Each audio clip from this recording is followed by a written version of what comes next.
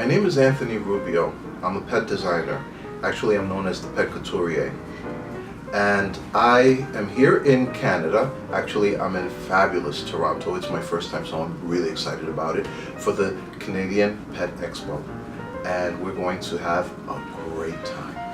We wanted to bring some of the glamour and the glitz from New York to the fashion, from the fashion industry all the way to Toronto, and we wanted to bring you guys up to date and share it all with you. So we're pretty happy and pretty excited. Along with me, I brought a few surprises, my little proteges, my supermodels, and my muses, Bogey and Kimba.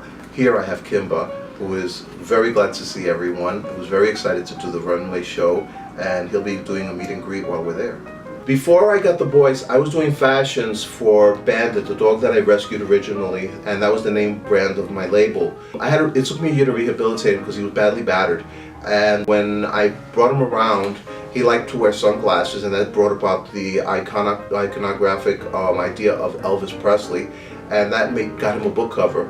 A few years later, he won the biggest dog Halloween competition that happens in New York, the Tompkins Square Park Halloween, and out of 500 dogs that travel from all over, Bandit won as Michael Jackson for Thriller.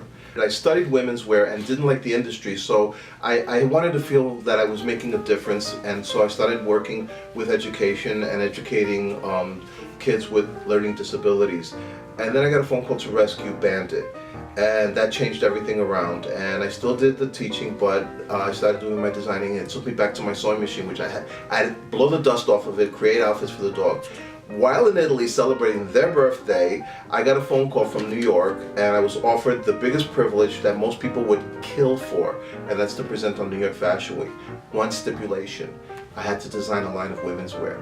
So off I went, and in Rome I bought all my fabrics, brought it back to New York. In 3 weeks I put together a whole line of clothing for women, and just recently we just did our 4th show for New York Fashion Week, so I think we were a bit successful. My work is mostly hand done. A lot of this work that you see on this outfit, I hand sewed myself. The difference between the doggy fashions and doggy couture is that most of the work when you do couture is hand done and it's custom fitted. So what fits him will not necessarily fit another dog. We dress our dogs not because we're crazy people and we want to dress the dogs and walk them around in outfits. We have occasions to do it for.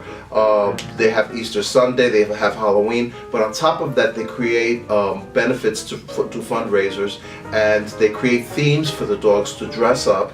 And they do little competitions at times to make it spicy, so people will spend top dollar, and that's when usually I'll get the phone calls because people want something couture. These clothing are my babies, and after I finish a garment and spend that many hours doing something like this, it's hard to part with them. So it's like I'm putting my designs up for adoption. And when I see people show up to events or come out in magazines with my designs, I'm thrilled.